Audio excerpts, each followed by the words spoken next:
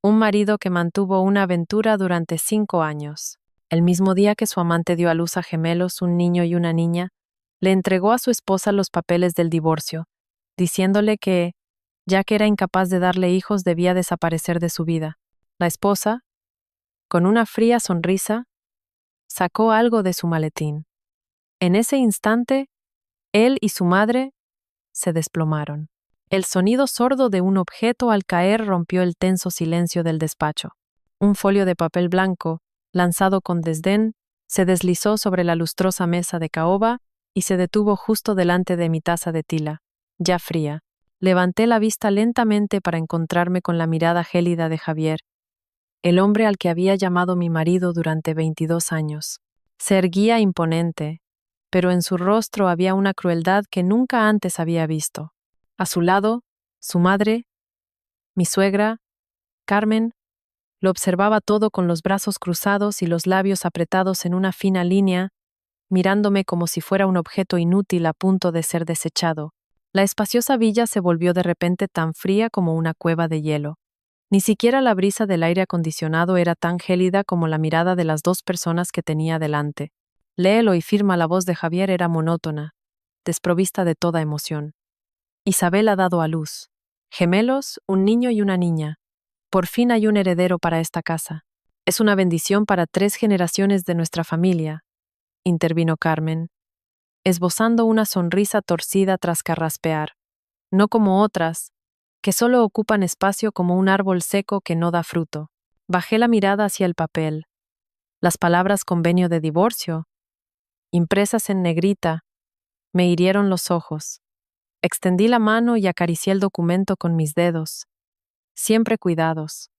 22 años de mi juventud, 22 años cumpliendo con mi deber como nuera y esposa, y la recompensa era esta cruel declaración y un simple trozo de papel. Una risa amarga escapó de mis labios. Me sentía ridícula. Mi silencio pareció agotar la paciencia de Javier. Se acercó, alzando la voz y señalándome directamente a la cara. ¿A qué esperas? Eres incapaz de darme un hijo, así que lárgate de una vez. Deja de estorbar. Cada palabra era como 1000 agujas clavándose en mi corazón. Pero extrañamente, no dolía tanto como esperaba. Quizás el dolor, acumulado durante tanto tiempo, me había insensibilizado. Levanté la cabeza y lo miré directamente a los ojos. Luego miré a mi suegra. Por primera vez en todos esos años, los vi no como mi familia, sino como a 2 completos extraños. Lentamente, tomé los papeles, los alicé con cuidado y los volví a colocar sobre la mesa. Cogí la taza de tila fría y di un sorbo. El sabor era amargo, pero extrañamente me aclaró la mente. ¿Tanta prisa tenéis?, pregunté en voz baja, con una calma que me sorprendió a mí misma. Javier frunció el ceño, desconcertado por mi reacción. Probablemente esperaba lágrimas, súplicas, incluso gritos, pero yo permanecí allí sentada, con una tranquilidad aterradora. Tenga prisa o no, ha llegado el momento de terminar, respondió, intentando mantener su arrogancia. Dejé la taza y una leve sonrisa se dibujó en mis labios. No era una sonrisa de felicidad ni de resignación. Era una sonrisa fría, una que los hizo vacilar. Te concederé el divorcio, dije lentamente. Pero antes de firmar, hay algo que ambos debéis ver, algo mucho más interesante que este papel. La frialdad del suelo de mármol se filtró por las plantas de mis pies, arrastrándome de vuelta a la realidad de hace 22 años. No era el frío ostentoso de esta villa, sino el aire desolado y gélido del pasillo de un hospital. El penetrante olor a desinfectante, las paredes blancas y la tenue luz de los fluorescentes lo hacían todo insensible.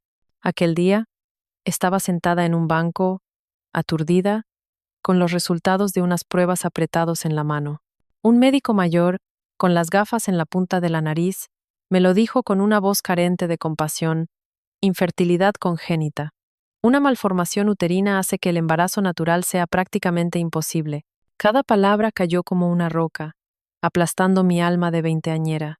El cielo seguía siendo azul y el sol brillaba, pero mi mundo se había derrumbado por completo. Javier y yo estábamos a punto de casarnos. Él era mi primer amor, todo lo que siempre había soñado.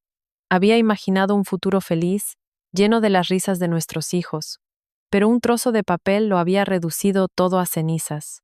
Lloré, incluso tuve pensamientos oscuros, pero me obligué a levantarme. Amaba a Javier y creía que nuestro amor sería lo suficientemente grande como para superar cualquier cosa. Sin embargo, no tuve el valor de decirle la verdad. Temía su decepción, la dureza de mi futura suegra, que anhelaba un nieto para continuar con el linaje. Intenté buscar el momento adecuado, pero la tragedia llegó de la forma más inesperada. Mi prima Lucía, que vivía en un pueblo de Extremadura, vino a Madrid a buscar trabajo. Acababa de cumplir 18 años.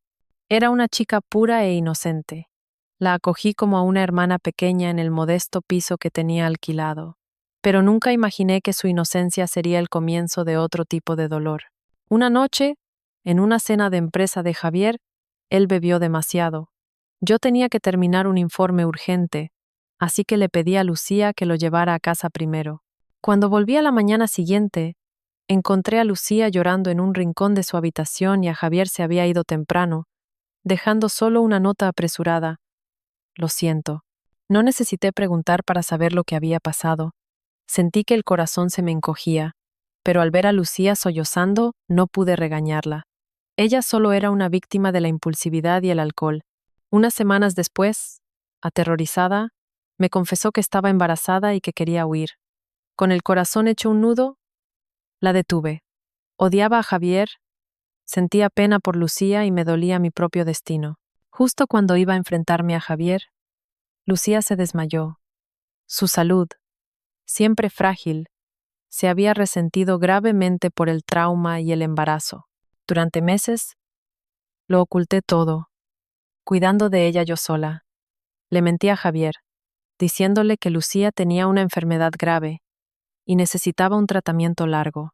El día del parto, debido a su débil condición, Lucía sufrió una hemorragia severa. En su lecho, se debatió entre la vida y la muerte. Agarró mi mano con fuerza. Su respiración era un hilo. Elena, hermana, lo siento. Prométeme una cosa, asentí tragándome las lágrimas. Dime, te lo prometo, cría tú a esta niña. Dale una familia completa, con un padre y una madre. No dejes que sepa la verdad, no dejes que sufra. La voz de Lucía se fue apagando hasta desaparecer. Su mano cayó sin fuerza. El llanto de un bebé recién nacido que resonó en la habitación hizo el momento aún más desolador. Me quedé helada. La última voluntad de Lucía se convirtió en un juramento que ataría mi vida como una maldición. Miré a esa pequeña criatura. Un trozo de vida recién nacido. Era la hija del hombre que amaba, pero no era mi hija. El funeral de Lucía fue discreto. A su familia del pueblo le dijimos que había fallecido por una enfermedad crónica. Javier encendió una varilla de incienso y se fue rápidamente. Tenía miedo de enfrentarse a las consecuencias de sus actos. Aquel día, con la recién nacida en brazos, tomé la decisión más imprudente de mi vida. Decidí cumplir mi promesa a Lucía. Decidí darle un padre, un hogar. Decidí mentir y decir que esa niña era mía, mi hija, concebida con dificultad. Mi gran teatro comenzó en ese trágico día. El día que perdí a mi prima, gané una pequeña vida. Lucía murió tras traer al mundo a su hija, exhalando su último aliento en la cama del hospital. Javier no estaba allí. Dijo que tenía un contrato importante, pero yo sabía que estaba huyendo. Tenía miedo de enfrentarse a las consecuencias, a los ojos claros de la niña que había creado por descuido y abandonado con crueldad. En la fría habitación del hospital solo estábamos yo, la vida recién nacida y el alma que acababa de partir.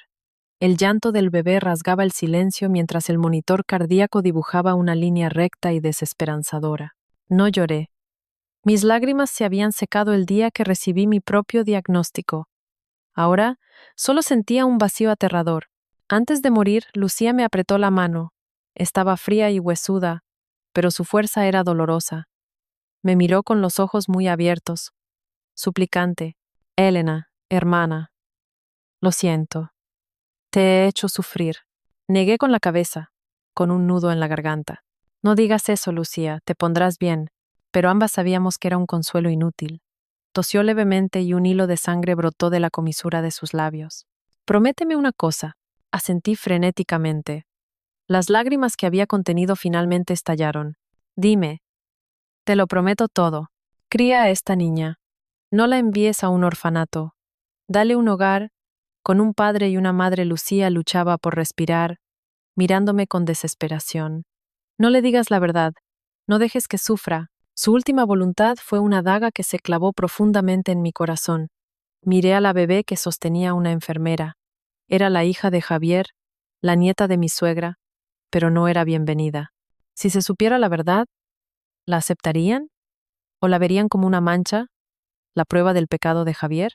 Tomé la mano fría de Lucía y con una voz más firme que nunca dije, te lo prometo, la criaré como si fuera mi propia hija. Le daré un hogar y no dejaré que nadie le haga daño. Al escuchar mi promesa, una expresión de alivio cruzó el rostro de Lucía. Esbozó una sonrisa serena, casi dolorosa, y cerró los ojos lentamente. Su mano cayó y el monitor cardíaco emitió un largo y lastimero pitido. El funeral de Lucía fue discreto. A su familia le dijimos que había muerto por una enfermedad. Javier, con el rostro impasible, encendió una varilla de incienso y se marchó a toda prisa. Aquel día, con la niña a la que llamé Sofía en mis brazos, tomé la decisión más temeraria de mi vida. Cumpliría mi promesa a Lucía. Mentiría. Haría de Sofía mi hija, la hija que yo había dado a luz. Era la única manera de que tuviera la identidad que merecía. Un padre y un hogar. Volví al presente, dejando atrás el cajón de los secretos del pasado. Javier y su madre seguían mirándome, sus ojos llenos de sospecha y extrañeza por mi silencio. Quizás pensaban que estaba buscando algo a lo que aferrarme, como una foto de boda o viejas cartas, pero se equivocaban. ¿Qué pretendes? No hagas ninguna estupidez, dijo Javier impaciente. No respondí. Me acerqué tranquilamente al teléfono y marqué un número. Al otro lado, respondió la voz de una mujer de mediana edad. Dígame, ¿es la madre de Isabel? Soy Elena. Llamaba para preguntar cómo están usted y su hija. Me alegro mucho de que el parto haya ido tan bien. Hablé con una voz dulce y educada, pero sin apartar la vista de Javier y su madre. Mi suegra abrió los ojos como platos y Javier frunció el ceño. Ninguno de los dos entendía lo que estaba haciendo. La madre de Isabel, aunque desconcertada, respondió alegremente. Ah, Elena. ¡Qué amable! Sí, mi Isabel ha tenido mucha suerte de encontrar a alguien como Javier. La madre y los niños están todos sanos. Un niño y una niña. Preciosos. Continué, sonriendo. Me alegro muchísimo. Es una gran noticia para Javier y para su madre también. Por fin tienen un heredero. Seguro que pronto celebrarán una gran fiesta. Dígale a Isabel que descanse y se cuide mucho. Yo me encargaré de todo en casa. Colgué y me volví hacia los dos rostros congelados. ¿Tú? ¿Qué acabas de hacer? Balbuceó mi suegra. Solo una llamada para dar la enhorabuena. Suegra, respondí, todavía serena. Creo que hay que mantener las formas. Isabel ha hecho un gran servicio a esta familia, ¿no? Yo debo saber cuál es mi lugar. Javier me miraba como si fuera una criatura extraña. No podía creer lo que oía. Él y su madre se habían preparado para una guerra, y yo no solo aceptaba la derrota con facilidad, sino que además lo hacía con aparente elegancia. La euforia de sus rostros se desvaneció, reemplazada por una perplejidad inocultable. Intentando reafirmar su victoria, comenzó a hablar de sus dos hijos recién nacidos. El mayor se parece muchísimo a mí. Seguro que será un gran empresario. Y la pequeña tiene la piel como la porcelana. Ya les hemos puesto nombre, Gonzalo y Carmen. Suenan bien, ¿eh? Mi suegra, a su lado, sacó el móvil e hizo una videollamada. En la pantalla apareció el rostro de Isabel, cansado pero triunfante. Isabel, cariño, enséñanos a nuestros nietos. La voz de mi suegra era dulce como la miel. Se deshizo en halagos hacia los bebés a través de la pantalla. ¡Ay, qué preciosidad! Son iguales que su padre, de tal palo, tal astilla, no como otras. Me lanzó una mirada deliberada antes de volver a la pantalla. Cariño, come mucho para tener buena leche. Te he preparado un caldo reconstituyente. Luego te lo mandaré con Javier. Yo permanecía sentada, observándolo todo en silencio. Me trataban como si fuera aire, como si mis 22 años en esa casa hubieran sido un error. Estaban ebrios de su nueva alegría, de los herederos que tanto habían deseado. Y mi hija, Sofía, que también llevaba la sangre de Javier, parecía una niña abandonada. Sonó el timbre que marcaba el final de las clases y la gran puerta de la villa se abrió. Mi hija, Sofía, entró con un rostro radiante como el sol. Corrió hacia mí, mostrando un examen de matemáticas. Mamá, hoy he sacado un 10. Sonreí y le acaricié el pelo. Qué bien, mi Sofía. Miré a Javier. Seguía absorto en su móvil, con una sonrisa que no podía ocultar. Sabía que estaba viendo las fotos de sus otros 2 hijos. Papá, he sacado un 10 en mates. Sofía corrió a su lado, esperando un elogio. Javier levantó la vista, echó un vistazo indiferente al examen y volvió a fijar la mirada en la pantalla. Ah, muy bien, respondió con desgana. Eso fue todo. La sonrisa desapareció del rostro de Sofía. Se fue en silencio a la mesa, dejó el examen y se sentó en una silla. Sus pequeños hombros temblaban ligeramente. Verla así me partía el alma. Durante años, mi hija se había esforzado constantemente por obtener la más mínima atención de su padre biológico, pero todo lo que recibía era indiferencia y frialdad. La cena de esa noche transcurrió en una atmósfera asfixiante. Mi suegra no paraba de ponerle comida en el plato a Javier. Come, hijo, come más de este estofado. Estás agotado de tanto cuidar de Isabel y los bebés. Sí, mamá. Come tú también, respondió Javier, sin apartar los ojos del móvil. Yo ya he comido. Tú come y coge fuerzas. Mañana tienes que llevarle más comida al hospital. Una mujer que acaba de dar a luz está débil y necesita cuidarse. Hablaba con un cariño que parecía reservado para la verdadera nuera. Sofía mantenía la cabeza gacha, comiendo solo arroz blanco en silencio. No tocó nada más. Cuando le puse un trozo de carne en su plato, le susurré. Sofía, come. Es tu favorito. Me miró. Sus grandes ojos redondos ya estaban llenos de lágrimas. Negó con la cabeza y volvió a agacharla. Su silencio era como un cuchillo en mi pecho. Dejé los cubiertos y miré fijamente a Javier y a su madre. La ira que había reprimido durante años ya no podía contenerse. Eran ellos, estas personas egoístas y crueles, quienes habían robado la sonrisa de mi hija.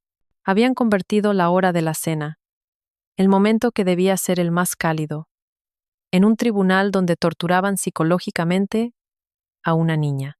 Miré a Sofía. Seguía con la cabeza baja, sus hombros temblando.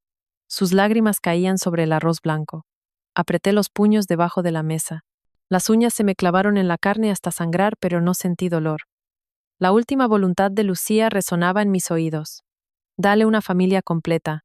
No dejes que sufra. Lo había intentado. Había aguantado durante 22 años. Pero, ¿era este el hogar que Lucía quería para su hija? No. Esto no era un hogar, era un infierno. Y había sido yo, con mi debilidad, quien la había empujado a él. La cena terminó en silencio. Después de que Sofía se fuera a su cuarto, recogí los platos. Javier y su madre veían la televisión en el salón, riendo y comentando alegremente. No tenían ni idea de que una decisión inquebrantable ya se había formado en mi mente. No permitiría que mi hija derramara una sola lágrima más. El recuerdo me transportó 20 años atrás, al inicio de nuestro matrimonio. No teníamos esta lujosa villa. Vivíamos en una vieja casa de una planta que los padres de Javier nos habían dejado.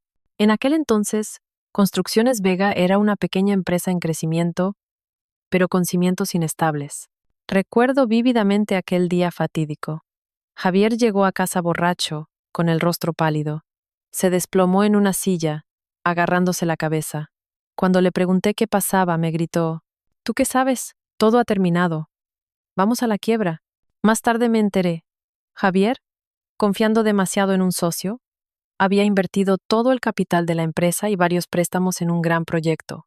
Pero en el último momento, el socio se retiró y el proyecto se paralizó por una disputa de terrenos.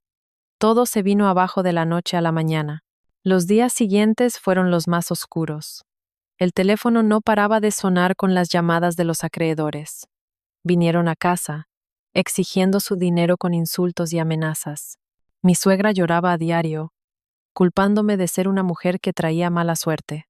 Javier se refugió en el alcohol, viendo cómo el negocio que su padre había construido con tanto esfuerzo se desvanecía y cómo el hombre que amaba se derrumbaba. No podía quedarme de brazos cruzados. No sabía mucho de negocios, pero tenía a mi padre. Era un arquitecto de renombre en el sector, con una red de contactos inalcanzable para muchos. Esa noche, después de acostar a Javier, llamé a mi padre y se lo conté todo. Él guardó un largo silencio y luego suspiró. Llegados a este punto, hay que encontrar una solución. Veré si puedo hacer algo. Pero Elena, prométeme una cosa. Sí, papá, dime. Pase lo que pase en el futuro, tienes que saber protegerte a ti misma. Para una mujer, es más importante ser valorada por su propia capacidad que por encontrar un buen marido. Las palabras de mi padre me despertaron. Comprendí que ya no podía depender de Javier. Tenía que valerme por mí misma. Y tenía a Sofía y una promesa que cumplir. Gracias a mi padre, conseguí una reunión con David Lim, el director de un gran grupo inversor de Singapur. Estaban buscando oportunidades en el mercado español, y aunque Construcciones Vega estaba al borde de la quiebra, poseía unos terrenos y licencias que les interesaban. El día de la reunión, Javier vino, pero tras una noche de borrachera, parecía una sombra. Mi suegra, desconfiando de mí, también insistió en venir. La negociación fue íntegramente en inglés. Mi título de filología inglesa, olvidado durante mucho tiempo, volvió a la vida tras varias noches en vela repasándolo todo, preparando cada dato y cada propuesta. Vi cómo los ojos de David Lim brillaban mientras yo exponía con seguridad el potencial del proyecto, analizaba los riesgos y proponía soluciones. Javier y su madre me miraban con un asombro inocultable. Jamás habrían imaginado que la mujer que creían destinada a la cocina pudiera hablar otro idioma con fluidez y manejarse con tal soltura entre cifras y cláusulas contractuales. Al final de la negociación, David Lim asintió. Aceptamos invertir, pero con dos condiciones. Me miró directamente. Primero, la señora Elena debe formar parte del Consejo de Administración como vicepresidenta financiera. Confiamos en su capacidad y su transparencia. Segundo, para garantizar la estabilidad de la inversión, exigimos que el 45% de las acciones de Construcciones Vega se transfieran a nombre de la señora Elena. Javier y su madre se quedaron helados. Mi suegra intentó protestar, pero Javier la detuvo. Sabía que era el único salvavidas. Era mejor perder la mitad de la empresa que perderlo todo. Asintió frenéticamente. Sí, sí, totalmente de acuerdo. Después de eso, todo fue muy rápido. Antes de firmar el contrato oficial, preparé otro legajo de documentos. Se lo entregué a Javier y le dije con calma, firma aquí. Son las capitulaciones matrimoniales, un mero trámite. Los socios de Singapur lo piden para asegurarse de que los activos de la empresa no se vean afectados por nuestros asuntos personales. Mi suegra, a su lado, echó un vistazo y lo apremió. Madre mía, cuánto papeleo. Firma de una vez y que nos den el dinero. Javier, en aquel momento, solo pensaba en la inminente inyección de capital. Sin la menor sospecha, tomó el bolígrafo y firmó al final del documento sin dudarlo, sin leer las cláusulas que yo, con la ayuda de un abogado, había redactado cuidadosamente. Una de ellas decía, en caso de divorcio por causa de infidelidad, violencia o cualquier otra falta imputable a una de las partes, el cónyuge culpable solo tendrá derecho al 20% de los bienes gananciales acumulados durante el matrimonio. El 80% restante será adjudicado al cónyuge no culpable. Una vez superada la crisis, Javier volvió a su naturaleza vanidosa y ociosa. Se sumergió en cenas de negocios y eventos sociales, tratándome cada vez más como a una empleada del hogar de lujo en lugar de a su esposa. Pero lo que más me dolía era su actitud hacia Sofía. Para mí, Sofía era el mundo entero. Era mi razón de vivir, mi motor diario. Recuerdo perfectamente el primer día que la llevé a la guardería. Se aferró a mi ropa y no quería soltarme. Me senté en un rincón fuera, espiándola por la valla hasta que terminó la clase. Recuerdo cuando se cayó y se raspó la rodilla, y cómo corrió a mis brazos llorando. Recuerdo las noches en que leíamos cuentos juntas en la cama, riendo a carcajadas. El sonido de su risa era la música más hermosa del mundo. Pero en todos estos dulces recuerdos, Javier apenas aparecía. Nunca asistió a una reunión de padres. Cada vez que se lo recordaba, decía con fastidio: «Esos son cosas de mujeres. Ve tú, yo estoy muy ocupado con asuntos importantes». Cuando Sofía estaba en quinto de primaria, consiguió el papel protagonista en la obra de teatro del colegio. Estuvo ensayando emocionada durante un mes, y su mayor deseo era que su padre fuera a verla. Le rogué a Javier, pero el día de la función me llamó diciendo que le había surgido una cena con un cliente importante. Esa noche, encontré a mi hija llorando en silencio en su habitación. No dijo nada, pero yo sabía lo profundamente herida que estaba. El incidente decisivo ocurrió durante una cena. Cuando Sofía le enseñó orgullosa a su padre un boletín de notas lleno de dieces, Javier lo hojeó y soltó un comentario que, incluso hoy, me duele recordar. «Tanta nota para una chica. ¿Para qué? Con que te cases bien cuando seas mayor, es suficiente. Saber cocinar y cuidar de la familia es lo que importa». Sus palabras fueron como un jarro de agua fría sobre el alma pura de mi hija. Sofía bajó la cabeza y no dijo nada. «¿Es anoche?» La abracé y le susurré: «Sofía, no te pongas triste por lo que ha dicho papá. Precisamente por ser mujer tienes que estudiar más, para que el día de mañana no dependas de nadie. Podrás ser lo que tú quieras, y mamá siempre te apoyará». Me miró con los ojos llenos de lágrimas. «¿De verdad, mamá?» «Claro que sí», le dije, sonriendo y secándole las lágrimas. «Mamá trabajará muy duro para que Sofía pueda estudiar en el extranjero, donde quiera». Ese fue un juramento que grabé en mi corazón. Me volqué en el trabajo como una loca para demostrar mi valía y, sobre todo, para construir una base sólida para el futuro de Sofía. Construcciones Vega se convirtió en un gigante del sector. Desde fuera, nuestra vida era el epítome del éxito. Pero de puertas para adentro, la frialdad entre Javier y yo era un muro invisible que se hacía cada vez más grueso. Y entonces apareció ella. Fue hace unos 15 años, cuando la empresa contrató a nuevos becarios. Isabel era una de ellos.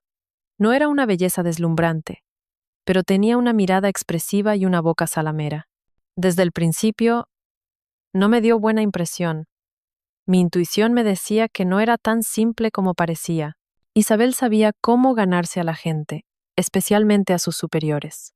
Con Javier, siempre lo miraba con una admiración deslumbrante, como si fuera un dios. Si él contaba un chiste sin gracia, ella reía a carcajadas. A menudo buscaba excusas para pedirle ayuda con el trabajo, siempre eligiendo momentos en los que estaban a solas. Comencé a notar pequeños cambios en Javier. Empezó a cuidar más su aspecto, a usar colonias caras. Puso una contraseña en su móvil y se sobresaltaba cada vez que recibía un mensaje, apartándose para responder a escondidas. Una tarde, lo vi sonriendo solo mientras miraba el teléfono. Me acerqué y le pregunté como si nada: «¿Alguna buena noticia?». Javier se sobresaltó y apagó la pantalla rápidamente. «Ah, nada. Cosas del trabajo. No empieces a imaginar cosas». Su nerviosismo solo aumentó mis sospechas. La confirmación llegó un mediodía en que decidí llevarle el almuerzo a la oficina sin avisar. Al abrir la puerta de su despacho, la escena que vi me dejó helada. Isabel estaba de pie muy cerca de Javier, arreglándole suavemente la corbata. Su proximidad era íntima, y la sonrisa en el rostro de Javier era una que yo no había visto en mucho tiempo. Al verme, ambos se sobresaltaron. Isabel se apartó rápidamente, bajó la cabeza y saludó. «Hola, señora». Solo le estaba arreglando la corbata al director, que la tenía torcida. Javier también carraspeó, intentando parecer natural. «Ah, estás aquí. Podrías haber llamado. Siéntate, termino esto y comemos juntos». Dejé el almuerzo sobre la mesa, sonriendo amablemente, pero por dentro sentía una tormenta. «No, solo venía a dejarte esto. Tengo que irme». Seguí trabajando tranquilamente. Me di la vuelta y salí. No quería que vieran cómo me temblaban las manos. Mi instinto no me había fallado. Unas semanas después de sorprenderlos, Javier me informó de que tenía que irse a Ibiza una semana por un contrato importante. Parecía muy ocupado y emocionado, haciendo él mismo la maleta. Yo lo observaba en silencio, con el corazón lleno de dudas. Parece que este cliente es muy importante, comenté con naturalidad. Lo es, respondió sin mirarme. Si cerramos este trato, la empresa se expandirá a nivel nacional. Cuida de la casa y de Sofía. Asentí y no pregunté más. Pero una voz en mi interior no dejaba de repetirme. Está mintiendo. Durante esa semana, la ansiedad me consumió. Delante de Sofía, actuaba con normalidad, pero por la noche, todo tipo de pensamientos me atormentaban. ¿Debía confiar en él o estaba siendo paranoica? La respuesta llegó de forma inesperada. Un tranquilo sábado por la tarde, mientras navegaba por las redes sociales, vi que una vieja amiga había publicado fotos de sus vacaciones en un resort de lujo. Pasé las fotos con envidia hasta que una me heló la sangre. Era una foto de la piscina del hotel. Mi amiga posaba en primer plano, pero detrás de ella, dos figuras familiares de espaldas habían entrado en el encuadre. Aunque solo se les veía de espaldas y de perfil, reconocí al instante a Javier y a la mujer que se aferraba a su brazo y apoyaba cariñosamente la cabeza en su hombro era Isabel. Parecían una pareja de enamorados disfrutando de unas dulces vacaciones. El móvil se me cayó de las manos. Todo a mi alrededor enmudeció. Solo oía los latidos de mi propio corazón. Recogí el teléfono con manos temblorosas y amplié la foto. No había duda. Eran ellos. El viaje de negocios, el contrato importante, todo era una descarada mentira. Las lágrimas, calientes y amargas, empezaron a rodar por mis mejillas. 22 años. Le había entregado mi juventud, mi paciencia, todo por esta familia. Y a cambio, una cruel traición. Él se estaba divirtiendo con su amante sobre los cimientos de mi dolor y mi confianza. Me quedé sentada en el sofá, aturdida. El dolor ya no era una sospecha, sino una realidad afilada como una cuchilla que me rebanaba el corazón. Quería llamarlo, gritarle, insultarlo, pero no pude. ¿Qué conseguiría con eso? Solo le daría la oportunidad de inventar otra mentira. Después de aquel viaje de negocios, la casa se sintió aún más fría. Javier regresó con una expresión serena, hablando de su exitosa negociación y de lo difícil que había sido convencer a los socios. Yo asentía, pero sentía náuseas. Su hipocresía era cada vez más refinada. Empezó a recibir llamadas en mitad de la noche. Cuando la casa estaba en silencio, su móvil vibraba suavemente. Él se levantaba de un salto y salía al balcón para hablar en susurros. Al principio, fingía estar dormida. Oía su voz, esa voz tierna que una vez amé, ahora susurrando palabras dulces a otra mujer. Te echo de menos como un loco. Sí, en casa todo igual, mi mujer siempre quejándose. Espera un poco más, pronto lo arreglaré todo. Cada palabra era una cuchilla invisible que ahondaba mis heridas. Pero ya no lloraba. El dolor se estaba transformando en otra emoción, fría y afilada. Decidí que no podía seguir siendo una víctima. Necesitaba pruebas irrefutables para arrancarle la máscara. Busqué en internet e instalé en secreto una aplicación de grabación de llamadas en su teléfono. Era algo que nunca habría soñado hacer, pero ahora lo hice con una calma glacial. Me había convertido en otra persona, una mujer acorralada que haría cualquier cosa para protegerse. Los archivos de audio se enviaban automáticamente a mi correo electrónico. Cada noche, después de que Javier se durmiera, me sentaba frente al ordenador y escuchaba. Los oí planear su futuro, reírse de mí, llamarse con apodos empalagosos. Ya no sentía celos ni dolor, solo desprecio. Guardé cuidadosamente cada grabación en una carpeta encriptada. Eran los primeros ladrillos del muro que construiría para protegernos a mi hija y a mí. Era el 16º cumpleaños de Sofía. Llevaba toda la semana emocionada. Los 16, una edad hermosa. Incluso vino a la cocina para ayudarme a preparar la comida favorita de su padre. «Papá se llevará una sorpresa cuando llegue, ¿verdad, mamá?», me preguntó, con los ojos brillantes. Asentí con una sonrisa, pero una vaga inquietud crecía en mi interior. Llevaba días recordándole a Javier el cumpleaños. Él había respondido con desinterés. Solo esperaba que, al menos en un día tan importante, se acordara de su hija. Por la noche, la cena estaba servida. Una tarta de fresa, la favorita de Sofía, presidía la mesa. Esperamos.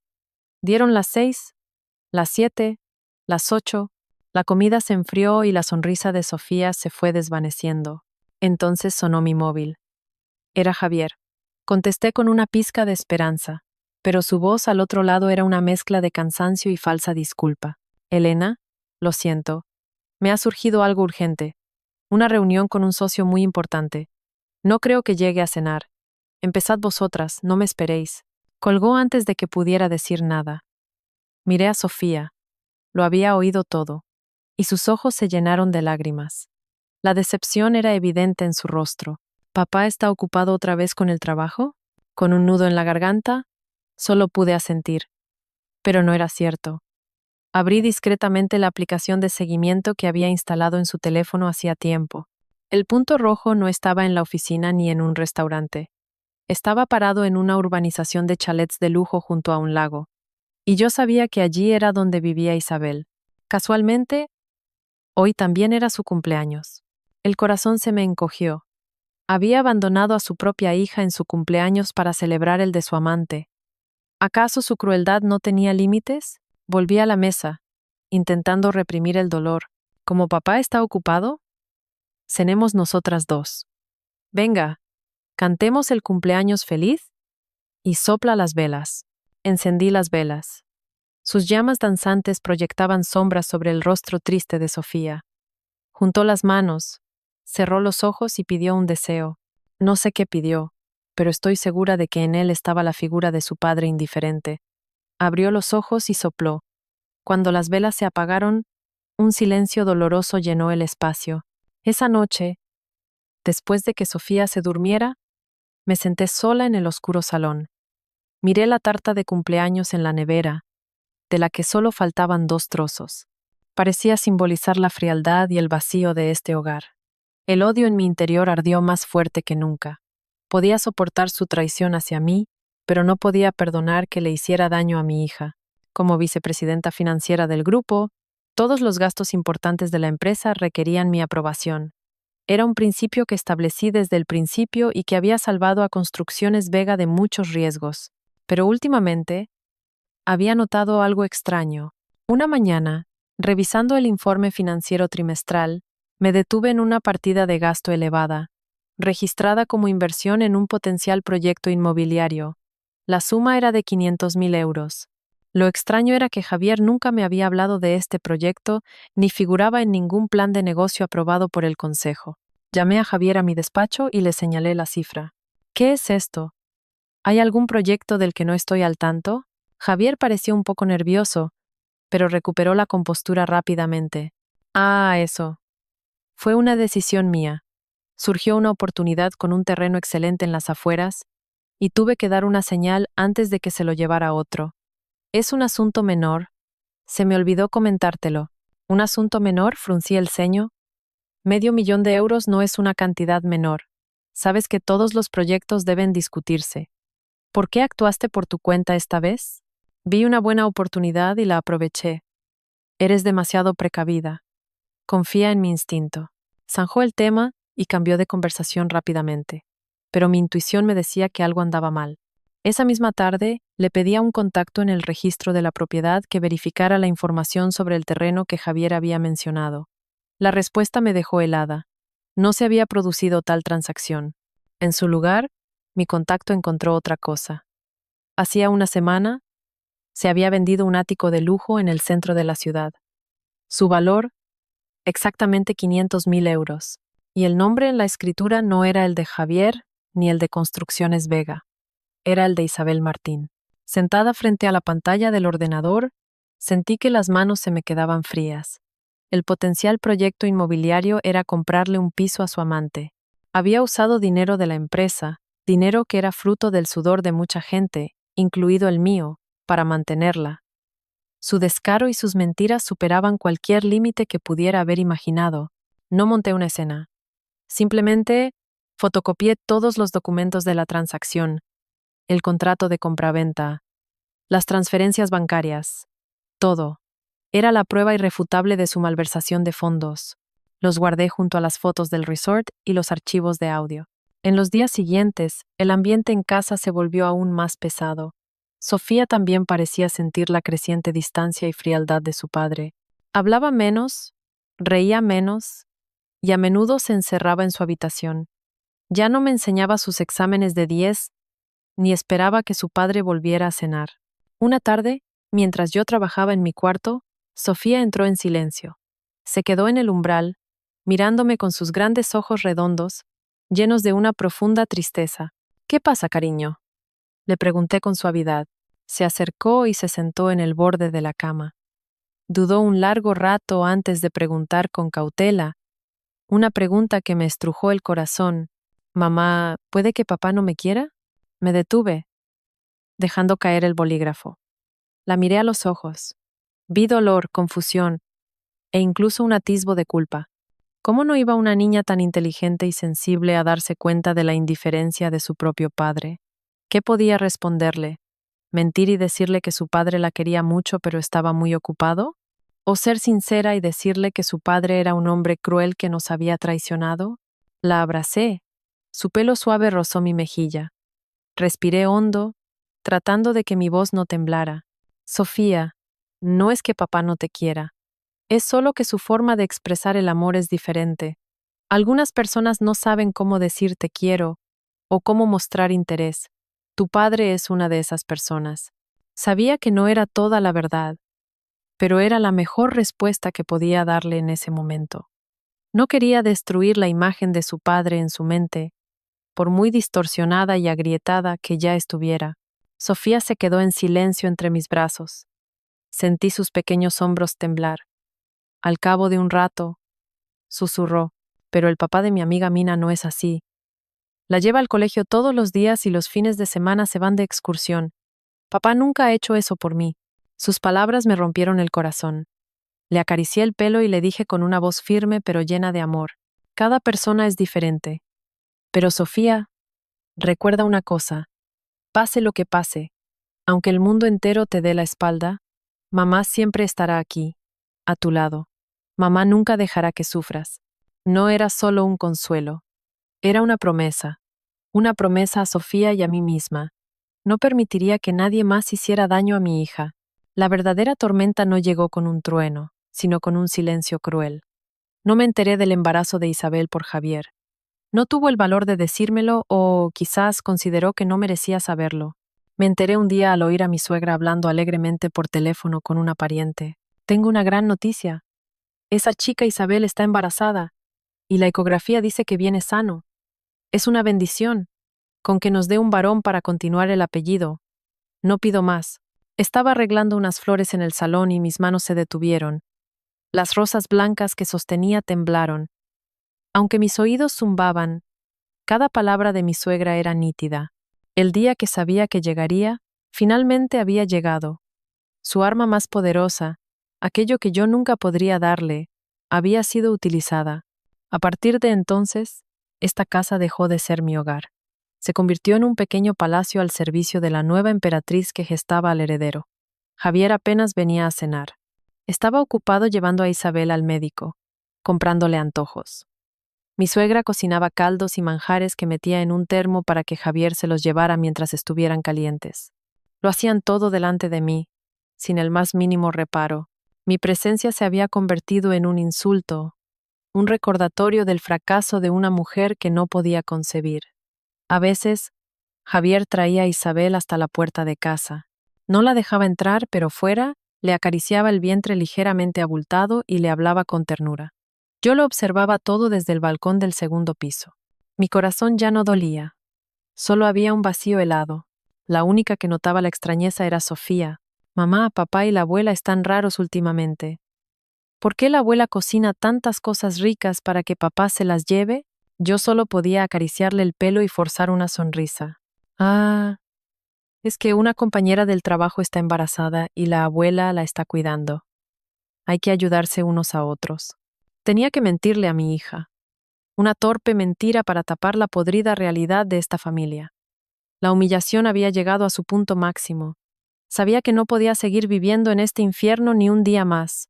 Unas semanas después, un domingo por la mañana, Javier me lo comunicó de repente, con un tono cortés pero imperioso.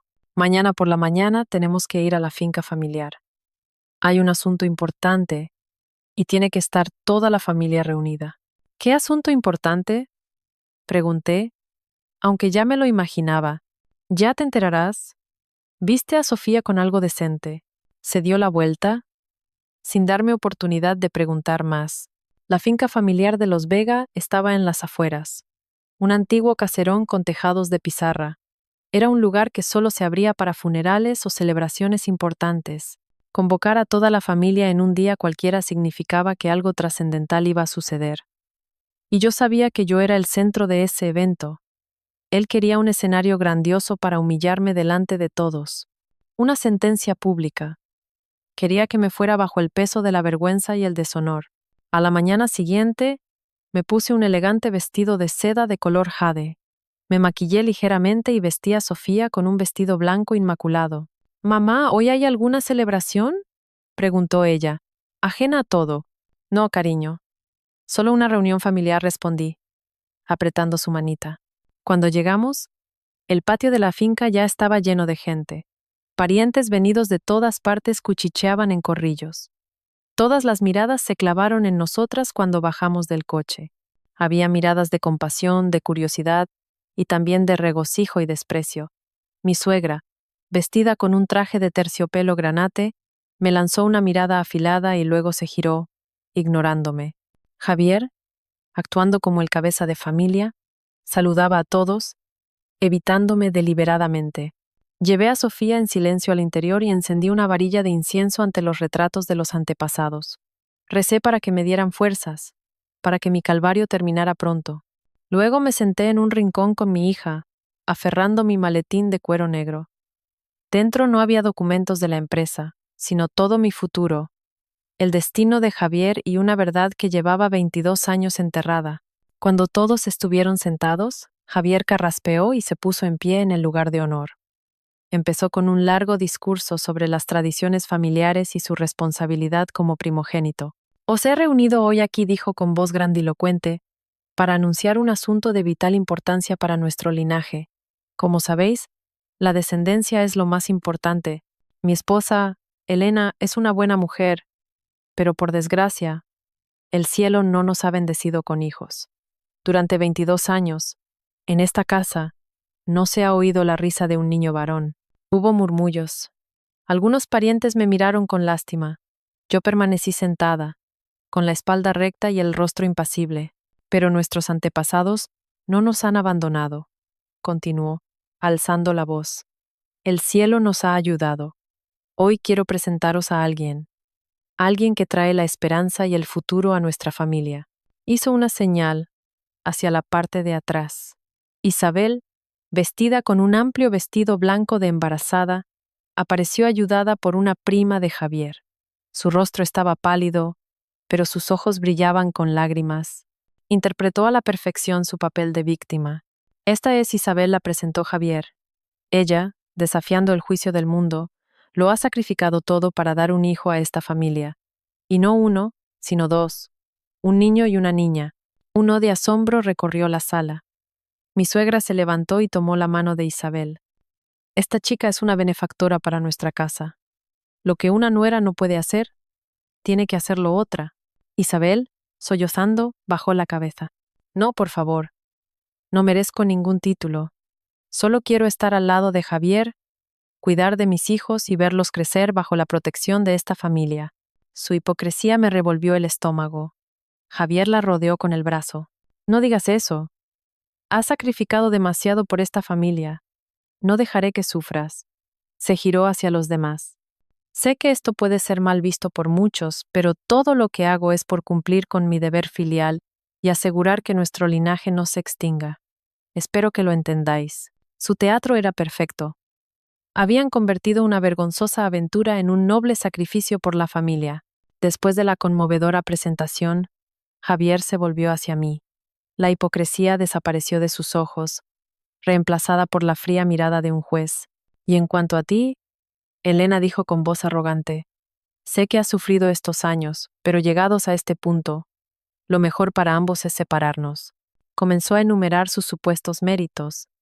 diciendo que gracias a él yo disfrutaba de una vida de lujos y ostentaba el cargo de vicepresidenta. Te he dado una vida que muchas mujeres soñarían, elevó la voz. Pero, ¿qué me has dado tú a mí? Ni un solo hijo. No has cumplido con tu deber como esposa ni como nuera.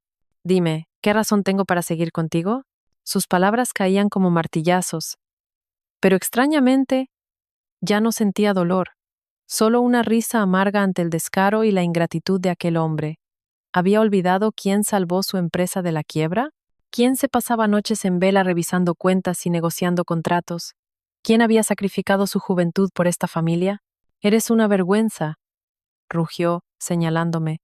Cada vez que los parientes me preguntaban tenía que bajar la cabeza de vergüenza. Todo por tu culpa. En su relato, yo era la egoísta, la inútil, la causa de todos los problemas. Y él, la pobre víctima que había tenido que buscar la felicidad fuera. Sofía, a mi lado, me apretó la mano. Estaba temblando. Le devolví el apretón, indicándole que todo estaba bien. Javier no se detuvo. Ya he aguantado suficiente, concluyó con voz lastimera. No puedo seguir viviendo esta vida sin sentido. Necesito una familia de verdad, una casa con risas de niños. Sacó un papel doblado del bolsillo, se acercó y lo tiró sobre la mesa frente a mí. El familiar convenio de divorcio, firma, ordenó. Y lárgate de esta casa. Te daré suficiente dinero para que vivas el resto de tu vida. Es el último acto de justicia que tendré contigo. El convenio de divorcio yacía sobre la mesa como una descarada sentencia. Javier me miraba con desprecio y urgencia. Al ver que no me movía, perdió la paciencia. Se acercó, cogió el papel y lo golpeó de nuevo frente a mí. ¿No vas a firmar? ¿Aún tienes la fantasía de que te voy a retener? Aunque no firme, tendrá que irse, añadió mi suegra.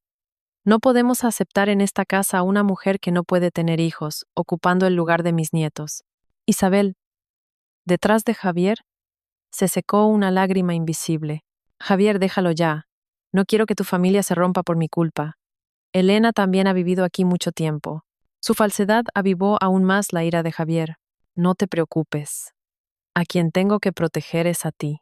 Ella no lo merece, se giró bruscamente hacia mí, gritando con una voz que resonó en todo el caserón. Firma y lárgate de esta casa con lo puesto, ¿entendido?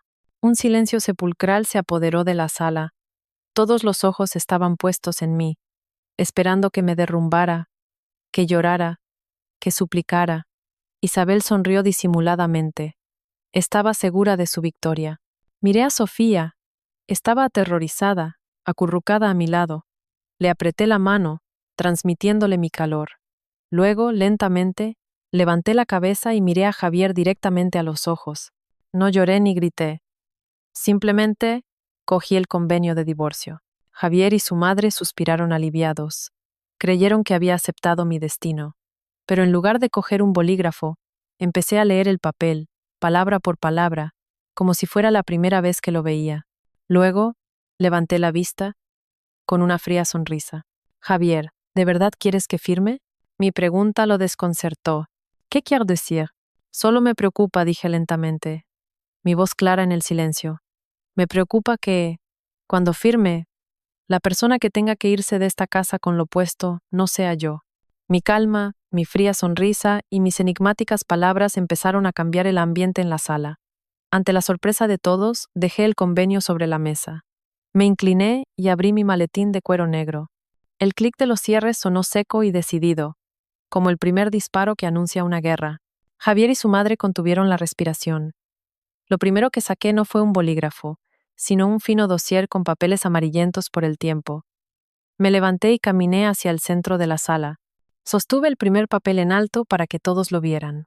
Familia, antes de hablar de divorcio, quiero revelar una verdad que he ocultado durante 22 años. Respiré hondo y dije con voz firme y clara, este es un informe médico de hace 22 años, justo antes de que Javier y yo nos casáramos. El resultado dice claramente que sufro de infertilidad congénita. No es que no quisiera tener hijos, es que físicamente no podía. Un murmullo de sorpresa recorrió la sala. La historia que Javier y su madre acababan de pintar sobre una esposa que se negaba a darles un heredero se desmoronó en un instante. Tú mientes. tartamudeó mi suegra. ¿De dónde has sacado esos papeles falsos? No la miré. Mis ojos estaban fijos en el rostro de Javier, que perdía el color por momentos. Y lo más importante, continué. Cada palabra un martillazo es que mi marido, Javier Vega, lo sabía perfectamente. Sabía antes de casarse que yo no podía tener hijos. Esta vez, el murmullo se convirtió en un verdadero shock. La sala estalló en un clamor. Mi acusación destrozaba por completo la imagen de pobre marido que, anhelando un hijo, había tenido que buscarlo fuera. Lo convertía en un mentiroso, en un hombre despreciable que se casó con una mujer sabiendo que era estéril para luego, 22 años después, abandonarla precisamente por esa misma razón. Javier se quedó petrificado. Su rostro estaba blanco como el papel.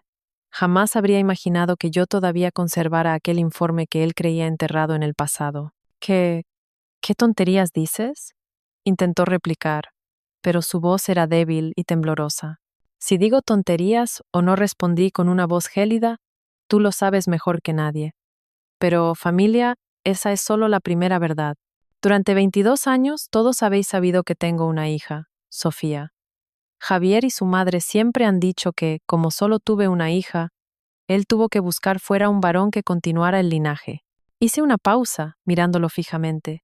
Pero hoy debo revelar otra dolorosa verdad. Sofía no es mi hija biológica. Esta revelación causó un impacto aún mayor que la de mi infertilidad. Mi suegra se quedó boquiabierta. ¿Cómo que no es tuya? Si no la pariste tú, ¿quién fue? Preguntó un tío abuelo. No respondí de inmediato. Abrí el dossier. Lo primero que saqué fue un certificado de nacimiento. Este es el verdadero certificado de nacimiento de mi hija, Sofía Vega. En el apartado de la madre, no figura mi nombre, sino el de mi prima Lucía, que falleció hace 22 años. Dejé que asimilaran la información. Luego, les conté la historia de aquella noche de borrachera de Javier, el embarazo no deseado de Lucía y su desgarradora última voluntad antes de morir. No añadí ni quité nada. Simplemente relaté la trágica verdad que había guardado para mí sola durante todos esos años. La sala quedó en un silencio absoluto. Mi historia lo explicaba todo. ¿Cómo había podido tener una hija y por qué su padre, Javier, siempre la había tratado con tanta frialdad? Sofía era la prueba viviente de su traición y su irresponsabilidad. Entonces, ¿Sofía es realmente hija de Javier?, preguntó, tartamudeando. ¿El tío más joven de Javier? No me quedaré solo en palabras, respondí. Saqué el último papel del dossier. Esta es una prueba de ADN realizada poco después del nacimiento de Sofía. El resultado confirma, con un 99% de probabilidad, que Javier Vega es el padre biológico de Sofía. Ese papel fue el golpe de gracia que hizo añicos todas las mentiras. Javier ya no pudo mantenerse en pie. Se tambaleó y se desplomó en una silla, agarrándose la cabeza entre las manos. Su madre solo acertaba a señalarme, temblando, incapaz de articular palabra. Mientras la familia de Javier asimilaba este segundo shock, volví tranquilamente a mi sitio. La obra no había terminado. Faltaba la verdad final, el golpe más letal. Abrí de nuevo el maletín. Esta vez saqué 2 gruesos legajos de documentos. Uno era el contrato de capitulaciones matrimoniales que Javier había firmado sin leer 20 años atrás. El otro contenía todos los documentos que acreditaban mi propiedad del 45% de las acciones de Construcciones Vega. Me levanté y caminé hacia Javier. Dejé los 2 legajos sobre la mesa. El golpe seco lo sacó de su estupor. Javier, ¿reconoces esto? Levantó la cabeza. Sus ojos inyectados en sangre se posaron en los documentos. Cuando se dio cuenta de lo que eran, sus pupilas se contrajeron de puro terror. No esperé su respuesta. Cogí el contrato matrimonial y lo abrí por la última página, la de su firma. Leí en voz alta la cláusula más importante. En caso de divorcio por causa de infidelidad, el cónyuge culpable solo tendrá derecho al 20% de los bienes gananciales. El 80% restante será adjudicado al cónyuge no culpable. Luego dejé ese legajo y cogí el segundo. Y estos son los títulos de propiedad de mis acciones en el grupo. Como sabéis, poseo el 45%. Acciones que fueron la condición que impusieron los socios de Singapur para salvar nuestra empresa de la quiebra hace 20 años. Sin mi participación, Construcciones Vega no existiría hoy. Hice una pausa y recorrí la sala con la mirada, los rostros atónitos de los parientes, la cara lívida de mi suegra y finalmente el rostro aterrorizado de Isabel, encogida en un rincón. Me volví de nuevo hacia Javier y dije con una voz fría pero cargada de peso: dijiste que debía irme de esta casa con lo puesto, que me darías una pensión. Ahora te pregunto de nuevo, con este contrato, estas acciones y las pruebas irrefutables de tu adulterio, ¿quién de nosotros corre el riesgo de quedarse en la calle? Mi pregunta fue la última bomba que lo destruyó todo. Isabel temblaba de pies a cabeza. Miraba a Javier, luego a mí, con incredulidad. El hombre rico al que había seducido, el presidente del grupo que creía que le daría una vida de lujos, estaba ahora al borde de perderlo todo. Y entonces comenzó el verdadero terremoto, no con una explosión, sino con un gemido. Mi suegra Carmen, la matriarca que momentos antes disfrutaba de mi humillación, se tambaleó de repente. Sus ojos se pusieron en blanco, su rostro pálido se tornó violáceo. Se llevó una mano al pecho y se desplomó lentamente en el suelo, inconsciente. «¡Mamá! ¡Mamá!», gritó Javier, un alarido de desesperación. Su colapso interno finalmente estalló. La repentina emergencia sumió la sala en el caos. Algunos parientes corrieron a ayudar. Isabel se quedó paralizada, con el rostro sin una gota de sangre. Su mirada no estaba en su suegra, sino en los 2 legajos de documentos sobre la mesa. Era la mirada de alguien que ha perdido toda su fortuna. En medio del caos, las voces de los parientes se alzaron, ya no en susurros, sino en reproches. ¡Qué inmoralidad! Usar a una hija para una lucha de poder. Con razón Javier trataba a Sofía con tanta frialdad.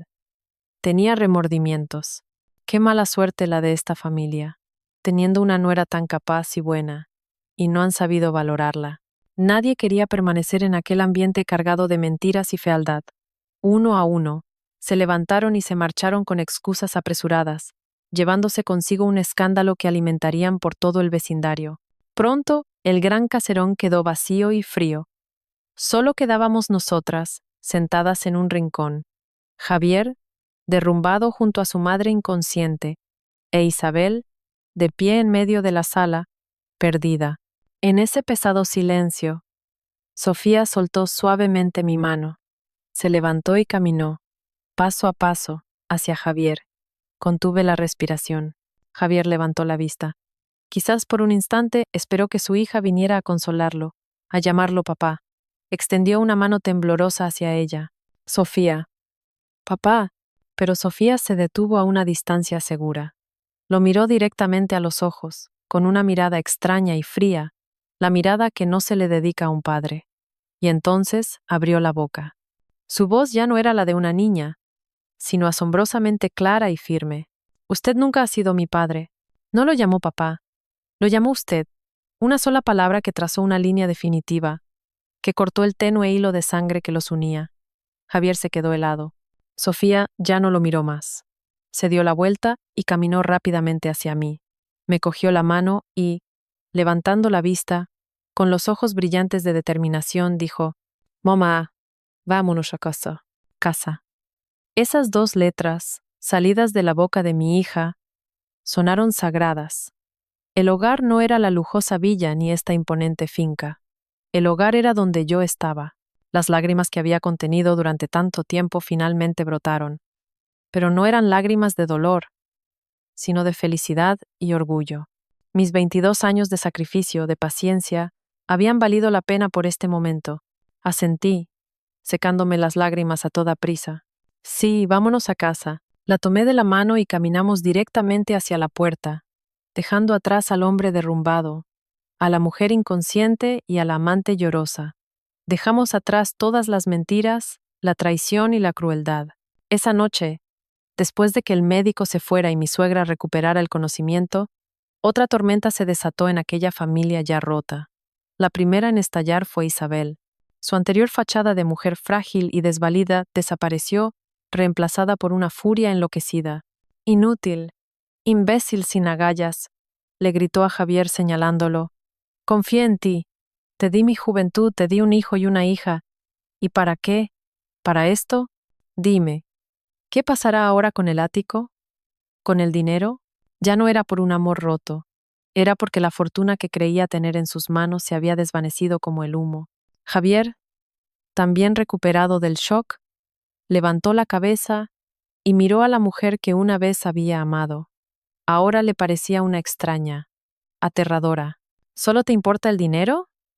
Dijo con voz ronca. ¿Y qué esperabas? Se burló Isabel. ¿Creías que te amaba por tu encanto o por tu barriga? Si no fuera por tu dinero, por tu título de presidente, ¿crees que te habría mirado siquiera? Mi error fue apostar mi vida a un incompetente como tú. Mi suegra, recién consciente, tembló de ira al oír aquello. Zorra, ¿cómo te atreves a hablarle así a mi hijo? Tú eres la que ha traído la desgracia a esta casa. ¿Yo? Replicó Isabel sin el más mínimo respeto. Mire a su hijo. Si no hubiera sido tan estúpido de firmar papeles sin leer, no estaríamos en esta situación. Ahora lo ha perdido todo. ¿Y mis hijos?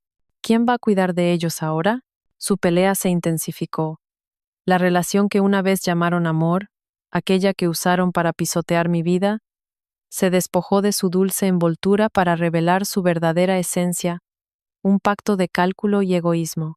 Él necesitaba una máquina de hacer hijos para asegurar su linaje. Ella, un trampolín de oro para cambiar su vida. La pelea terminó con Isabel huyendo en la noche con sus 2 hijos asustados y llorando. Sabía que ya no tenía nada que hacer allí. El hombre por el que había apostado todo era ahora un fracasado con menos del 20% de su fortuna. A partir de ese día, no volví a tener contacto directo con Javier. Todo quedó en manos de mis abogados. La guerra emocional había terminado. Ahora comenzaba la batalla legal, y en esta todo se reduciría a frías y claras cifras. Sentada en el despacho de mi abogado, un espacio tranquilo y profesional, sentí el contraste con el caos que acababa de vivir. El abogado, un hombre de mediana edad, colocó un legajo de documentos frente a mí. Señora Elena, dijo con voz calmada, con las pruebas que ha proporcionado y las capitulaciones matrimoniales tenemos la victoria asegurada. La parte del señor Vega apenas tiene argumentos para rebatir. Pasó una página y señaló unas cifras. El total de los bienes gananciales se estima en unos 20 millones de euros, incluyendo las acciones de Construcciones Vega, la villa, los coches y otras inversiones. Según el contrato, el señor Vega, como cónyuge culpable, solo recibirá el 20%, es decir, 4 millones. El 80% restante, 16 millones de euros, le corresponden a usted. Escuché en silencio. Para otros, esas cifras serían una fortuna. Para mí, solo eran una compensación por 22 años de juventud perdidos. En cuanto a las acciones de la empresa, continuó el abogado, usted posee el 45% y el señor Vega el 55%. Después del divorcio, él seguirá siendo el accionista mayoritario. Sin embargo, dada su situación financiera tras el reparto de bienes, le será difícil mantener la presidencia del Consejo. Probablemente tendrá que vender parte de sus acciones para cubrir gastos. Asentí. Era exactamente lo que quería. Su propia codicia y estupidez lo empujarían fuera del trono del que tan orgulloso se sentía. Días después, Javier recibió la citación judicial junto con la detallada propuesta de liquidación de bienes. Me llamó innumerables veces, pero no contesté. Me envió largos mensajes, una mezcla de súplicas, arrepentimiento y amenazas. Elena, no puedes hacerme esto. Es todo lo que tengo. Me equivoqué, por favor, dame una oportunidad. Empecemos de nuevo. Si me llevas al límite, tú tampoco saldrás ilesa. Leí cada mensaje y lo borré en silencio. Mi corazón permaneció impasible. El perdón no es una mercancía barata, especialmente cuando las heridas son tan profundas. Ahora, todo quedaba en manos de la justicia. Las réplicas de aquella reunión familiar no se limitaron a la ruptura de un matrimonio. Sacudieron los cimientos del imperio del que Javier se sentía tan orgulloso. El escándalo de la familia Vega se extendió más rápido de lo que había imaginado. En el mundo de los negocios, la reputación es a veces más importante que el dinero y Javier había destruido ambas cosas de la noche a la mañana. Las acciones de Construcciones Vega se desplomaron. Los pequeños inversores, habiendo perdido la confianza en su líder, vendieron en masa. Pero el golpe mortal vino de Singapur. Días después, recibí un correo electrónico de David Lim. No preguntó por mis asuntos personales. El correo era conciso y profesional. Me informaba de que, tras reevaluar la situación interna y la credibilidad de la dirección, su grupo había decidido retirar toda su inversión de Construcciones Vega lo antes posible. La retirada del mayor inversor provocó un efecto dominó. Proveedores y socios de toda la vida comenzaron a dudar. Exigieron el pago inmediato de las deudas y cancelaron contratos ya firmados. La poderosa Construcciones Vega se encontró de repente a la deriva, a punto de hundirse. Me llegó la noticia de que Javier estaba desesperado, vendiendo coches y propiedades personales para intentar tapar agujeros. Tuvo que vender a precio de saldo más de la mitad de sus acciones a otros miembros del consejo solo para mantener una pizca de poder. Pero ya no era el imponente presidente de antaño. En las reuniones, solo podía escuchar en silencio las acusaciones y reproches de aquellos que una vez lo adularon. El imperio que había construido sobre mentiras y traición se derrumbaba ante sus ojos. Y, irónicamente, fue él mismo quien encendió la mecha. No me alegré de su fracaso. Solo sentí lástima por un hombre que, por proteger una rama seca, había quemado todo el bosque con sus propias manos. Una semana después de que terminara el juicio, recibí una llamada de Javier. Esta vez, contesté. Al otro lado no había una voz arrogante o amenazante, sino una cansada y rota. Elena, ¿podemos vernos un momento? Por favor. Acepté, no por nostalgia, sino porque sentía que ambos necesitábamos una última conversación para cerrar de verdad el pasado. Nos encontramos en una pequeña cafetería junto a un lago, un lugar tranquilo y anónimo. Él ya estaba allí, sentado de espaldas en un rincón. Cuando entré, apenas reconocí al hombre con el que había vivido 22 años. Había adelgazado mucho, y su pelo, antes canoso, ahora era visiblemente blanco. Su traje caro le quedaba grande y arrugado. Ya no era el presidente de un grupo, sino un hombre de mediana edad fracasado. Al verme, se levantó de un salto y me apartó torpemente la silla. Me senté en silencio y pedí una infusión de jengibre. El aire entre nosotros era denso. Después de un largo rato, Javier habló. «Elena, ¿yo?» Vaciló, sin saber por dónde empezar. De repente, hundió la cara entre las manos sobre la mesa. Sus anchos hombros se sacudieron violentamente. Estaba llorando. «Lo hice mal, Elena. Lo hice todo mal. Fui una basura. No merecía ser tu marido, ni el padre de Sofía. Lo he perdido todo. La empresa, el honor, y a ti, y a nuestra hija». Permanecí en silencio, removiendo mi infusión. No sentía ni satisfacción ni compasión, solo cansancio. Esa disculpa debería haber llegado años atrás. Ahora era demasiado tarde, demasiado insignificante. Cuando se calmó un poco, levantó la cabeza. Me miró con los ojos enrojecidos. Suplicante, ¿no puedes darme otra oportunidad, Elena? Empecemos de nuevo. Cambiaré. Seré bueno contigo y con Sofía. Negué con la cabeza suavemente, interrumpiéndolo. Javier, dije con calma, el amor no es una deuda que se pueda saldar pidiendo perdón.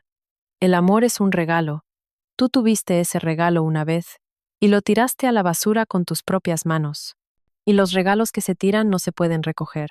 Dejé el dinero de la infusión sobre la mesa y me levanté lentamente. Todo ha terminado. Ya no te guardo rencor. Solo espero que te vaya bien. Hice una pausa y lo miré profundamente a los ojos. Todavía tienes 3 hijos. La hija que abandonaste y los 2 inocentes que trajiste al mundo. Cumple con tu responsabilidad como padre para con ellos. Es la única forma que tienes de redimir tus errores. Dicho esto, me di la vuelta y me fui, sin mirar atrás ni una sola vez. Lo primero que hice tras finalizar el divorcio fue vender aquella fría villa. No quería conservar un lugar con tantos recuerdos dolorosos. Sofía y yo nos mudamos a un ático en el centro, con una gran terraza con vistas a la ciudad. No era tan grande como la otra casa, pero era cálido y luminoso. Nuestra vida entró poco a poco en una nueva órbita de tranquilidad y felicidad. Por las mañanas preparaba el desayuno para mi hija y salíamos juntas, ella al instituto y yo a mis asuntos. Por las noches nos sentábamos a la mesa y compartíamos las anécdotas del día. La pequeña casa siempre estaba llena de risas, un sonido que no había oído en mucho tiempo. Ya no trabajaba en Construcciones Vega. Seguía siendo una accionista mayoritaria, pero renuncié a todos los cargos directivos. Quería dedicarle más tiempo a Sofía, compensar todas las carencias afectivas que había sufrido. Y entonces llegó una gran alegría. Sofía, gracias a su esfuerzo constante, consiguió una beca completa para estudiar en una prestigiosa universidad de Estados Unidos. El día que recibió la carta de admisión, corrió a mis brazos, llorando y riendo. «Mamá, lo he conseguido, lo he conseguido». La abracé con fuerza, con el corazón rebosante de felicidad y orgullo. El sueño que tanto tiempo había albergado para ella, por fin se hacía realidad. El día que acompañé a Sofía al aeropuerto, intenté no llorar. Antes de que cruzara el control de seguridad, se dio la vuelta y me abrazó con fuerza. Apoyó la mejilla en mi hombro y susurró algo que me hizo romper a llorar. «Gracias, mamá. La tía Lucía me dio la vida, pero tú me has dado toda una vida». Me quedé helada por un instante y luego la abracé aún más fuerte. Mi pequeña y preciosa hija. Lo sabía todo. Quizás, en alguna noche profunda, me había oído hablar con la foto de su tía Lucía. No preguntó. Simplemente lo entendió en silencio y me amó con todo su corazón. «Tonta sollocé. Tú eres el regalo más preciado que me ha dado la vida». El avión despegó, llevando a mi querida hija hacia un nuevo mundo. Me quedé en el aeropuerto, mirando la estela blanca en el cielo, hasta que desapareció. No me sentía sola. Mi corazón estaba lleno de una extraña paz y satisfacción. Había cumplido mi promesa a Lucía. Había criado a Sofía hasta convertirla en una mujer fuerte, inteligente y de buen corazón. Ahora era el momento de vivir para mí. Los años pasaron en un abrir y cerrar de ojos. Mi vida cambió por completo. No volví a casarme. En su lugar, utilicé mi dinero y mi experiencia para crear un pequeño fondo de inversión para apoyar a mujeres emprendedoras. El trabajo me mantenía ocupada y me daba una gran satisfacción. Sofía se graduó con honores y decidió quedarse en Estados Unidos, trabajando para una ONG. Me llamaba todos los días. A través de la pantalla, veía a una joven segura de sí misma, enérgica y feliz. Esa era mi mayor recompensa. A veces me llegaban noticias de Javier. Construcciones Vega, tras tambalearse durante mucho tiempo, finalmente no pudo recuperarse. Vendió las acciones que le quedaban y se retiró oficialmente del imperio del que una vez se sintió tan orgulloso. Decían que ahora vivía en un pequeño apartamento en las afueras, el mismo ático de 500.000 euros que le había comprado a Isabel. Tras el divorcio, por ley, a Isabel le correspondió la mitad, pero ella también se marchó, dejándole solo 2 niños pequeños y una interminable demanda de pensión alimenticia. La gente decía que a menudo veían a un hombre envejecido y cansado llevando a duras penas a sus 2 hijos al colegio. Había conseguido el heredero que tanto anhelaba, pero el precio había sido demasiado alto. Había conseguido lo que quería, pero había perdido todo lo que de verdad era valioso. Una tarde de fin de semana, estaba sola en mi despacho, contemplando la ciudad iluminada. Un espectacular atardecer teñía el cielo de tonos anaranjados. Sonreí para mis adentros. Una sonrisa serena y ligera. Realmente, en la vida, a cada uno le llega lo que merece. Solo es cuestión de tiempo. Ya no había rencor ni arrepentimiento. Cada cual debe asumir la responsabilidad de sus propias elecciones. Sonó el teléfono. Era una videollamada de Sofía, contándome emocionada sus experiencias en un proyecto de voluntariado en un país lejano. Al ver su radiante sonrisa, mi corazón se llenó de calidez. El pasado había quedado atrás. El dolor se convertiría en un recuerdo. Y el futuro, mi futuro y el de mi hija, estaba completamente abierto y lleno de luz.